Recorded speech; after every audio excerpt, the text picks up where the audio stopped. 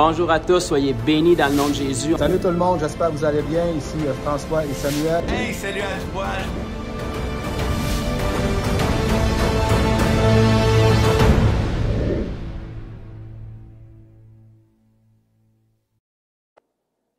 Merci mon frère, merci à tout le monde. Wow, il y a beaucoup de gens. C'est Alléluia!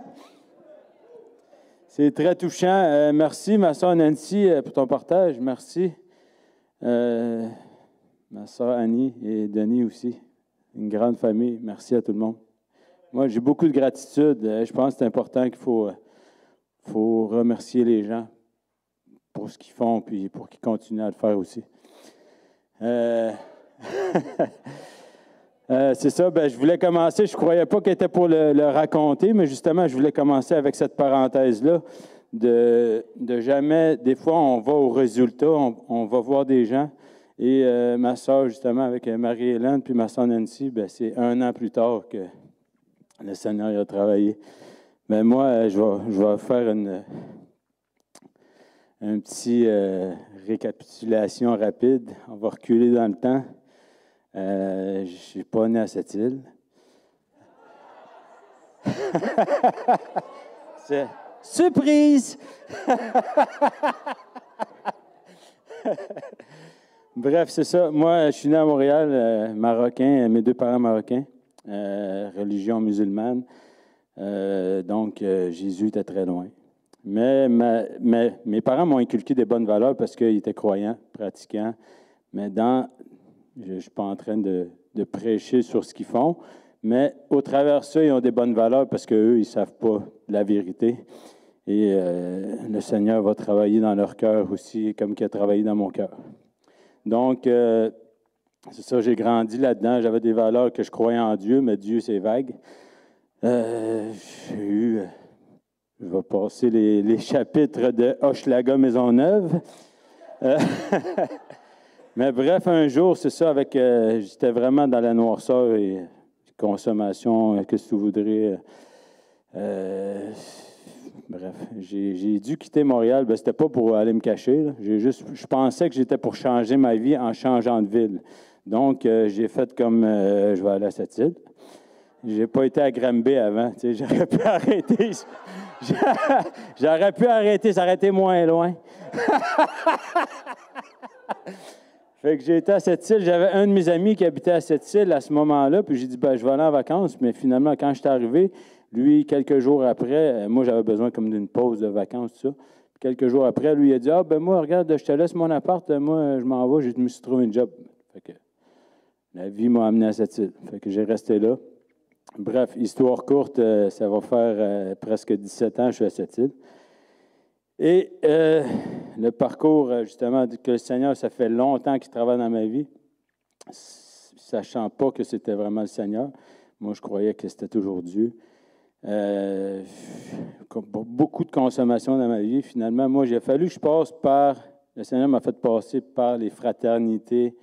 Je vais en parler brièvement, mais alcooliques anonymes et ces choses-là. Bref, eux autres, ils m'ont présenté Dieu tel que je le conçois. Ils ne m'ont pas parlé de Jésus, c'est sûr.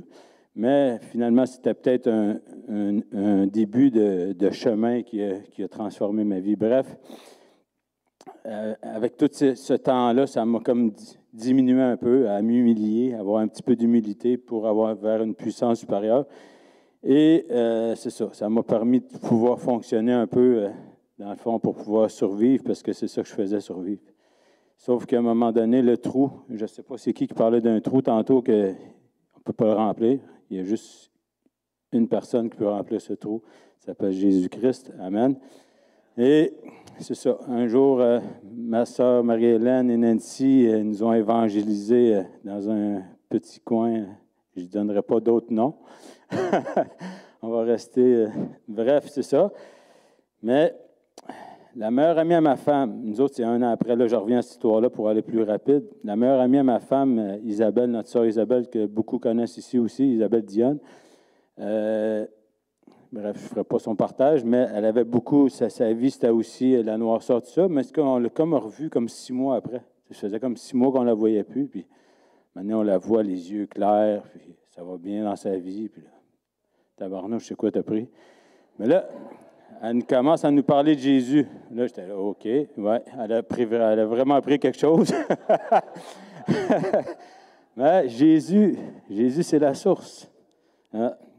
Bref, c'est ça. Là, elle nous parlait de Jésus, mais elle était intense, comme que beaucoup, probablement d'entre vous, ou que moi-même j'ai fait avec d'autres personnes. On n'a pas d'équilibre, donc elle nous parlait de Jésus constamment, puis là, on lui a dit, c'est beau, slack un peu la pédale. Mais c'est ça, elle disait, hey, c'est important, vous vous faites baptiser, si vous mourrez aujourd'hui, vous ne savez pas où vous allez. Vous là, comme, OK, c'est un petit peu... bref, mais moi puis ma femme, c'est ça, à ce moment-là, on n'était pas mariés, on vivait ensemble, puis on a décidé on s'est dit, bon, elle nous parlait de se faire baptiser, fait qu'on a décidé, on s'est dit, on était croyants un peu les deux, fait qu'on a dit, ben oui, c'est correct, on va se faire baptiser. Nous autres, on a fait ça à l'envers. Tu sais, on s'est fait baptiser après.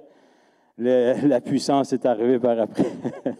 Donc, on s'est fait baptiser. On a dit, là, ils nous ont, avec notre sœur Nancy et Isabelle Dionne qui nous ont baptisés. Et ils nous ont parlé du salut, tout ça, que Jésus, d'accepter Jésus dans notre vie et tout ça. Fait que nous autres, dans notre tête, on a dit oui. Mais dans le fond, il faut parler de moi. Dans le fond de mon cœur, puis ça disait, je vais prendre ce qui est bon pour moi, puis le restant, on va le mettre de côté. Mais le Seigneur, il avait son plan, était déjà fait. Donc, par la suite, c'est ça. Nous, après ça, on s'est fait baptiser, on est allé aux assemblées après. C'est là qu'on a rencontré Pasteur François et Pasteur Samuel avec la merveilleuse famille de cette île dans l'Église qu'on est aujourd'hui. Et sérieusement, on est tombé en amour avec toute la famille. C'était vraiment l'amour là-dedans. Mais ce qui est important, c'est ça. C'est que là, on est embarqué, on allait à l'église le dimanche. Ça a duré peut-être un mois, mais on entendait toujours parler des gens qui étaient venus à cette île à cette époque. C'était M. Bertrand Houchard avec son garçon Jonathan, qui était venu à cette île et que les gens avaient été touchés vraiment par la puissance. Et que là, on entendait, c'est qui ça? C'est qui eux? On veut vivre ça, nous autres aussi. Voyons, là, tout le monde était là, ils sont venus, tout le monde tombe. Bref, c'est ça. Quand on a décidé, on a pris la route, moi et ma femme, quand on est venu ici, là, on a été vraiment touchés par la puissance. On est venu ici la première soirée. L'évangéliste Bertrand nous a vraiment... Ça a été comme un coup de foudre, mais sérieusement, moi, c'est vraiment un coup de foudre parce que quand vous avez prié pour moi, Bertrand, j'ai senti que ça a passé de la tête aux pieds. Je suis venu tout mou. C'est comme l'éclair qui avait passé. Donc, on peut appeler ça un coup de foudre. Mais merci Seigneur parce que justement, j'étais venu ici sans vraiment d'attente, mais je voulais vivre quelque chose avec le Seigneur. C'était ça ma prière. J'ai dit, Seigneur, si je veux vraiment vivre puis avoir la puissance. Bref, ma femme aussi, les deux ont tombé dans l'esprit. On était venu avec son neveu aussi qui était là. On avait prié pour lui. Bref, on s'est mis à prier pour lui. Les deux, on était comme à différents endroits. On a prié. Donc, d'un coup, je me suis mis à parler en langue. Je ne savais pas c'est quoi je faisais, mais les deux ont été baptisés du Saint-Esprit instantanément. Puis là, un moment donné, je parlais avec ma femme. Je disais, hey, je parle en langue. Elle dit, moi aussi. Là, mais bref, la puissance, puis on a vraiment été touchés. Bref, on va fermer la parenthèse pour revenir justement avec l'Église de cette île. On a vraiment été choyés. Je pense que je n'ai pas été envoyé à cette île pour rien. Ça a peut-être pris 17 ans avant que je m'en aperçoive, mais rien n'est impossible à Dieu. Bref, c'est ça. On a tombé avec des gens en feu. Des personnes qui nous enseignent, je suis très, très, très reconnaissant d'être avec vous. Puis oui, on évangélise, oui, on va dans les rues. On prie pour des gens, mais justement, au début, comme Nancy disait, je ne savais pas comment faire, mais j'y allais. Ça ne me tentait pas, j'y allais. J'imitais. Des fois, je faisais OK, bon, mais je répétais ce qu'il disait. Au nom de Jésus, sois guéri. Mais tu sais, plus qu'on agit, plus qu'on obéit, plus que... Saint-Esprit au Père, mais plus que c'est le Seigneur qui fait ce travail. Ce n'est pas nous qui fait le travail, mais Aussi, ce n'est pas juste en parole, c'est en puissance. Donc, le Seigneur a besoin de nos mains, a besoin de nos pieds, comme Jonathan parlait tantôt. Et c'est souvent même dans les moments que ça nous tente le moins qu'il se passe souvent des choses qui peuvent être plus extraordinaires. Donc, depuis ce temps-là, c'est ça, c'est sûr qu'il y a des hauts, des bas, on a des attaques. On est des êtres vivants quand même, on ne vit pas sur la planète Mars. La chair est là, sauf que des fois, on la traîne. On la traîne, notre chair, puis de plus en plus, j'avais toujours resté dans l'humilité, mais moi, le mot qui me revient aujourd'hui vraiment le plus, c'est vraiment gratitude, parce que les gens ont pris le temps, ils ont, oui, au-delà d'enseigner, d'aller faire des disciples, d'aller prier pour des malades, mais les gens, ils ont des familles, ils prennent leur temps, eux autres, qui est précieux, pour souvent des inconnus qui deviennent des frères et sœurs. Mais ça vient de l'essence de pourquoi, parce qu'ils connaissent le cœur de Dieu, puis ils savent c'est le pourquoi, c'est qu'est-ce qui est important d'aller dans la moisson pour aller sauver des âmes. Parce qu'un coup que tu connais le cœur de Dieu, tu sais que tu ne peux pas passer à côté, c'est important. Fait que je vous aime, puis je ne vais pas étirer plus longtemps, mais vraiment s'attacher au cœur de Dieu parce que c'est une lutte, il faut se battre jusqu'à la fin.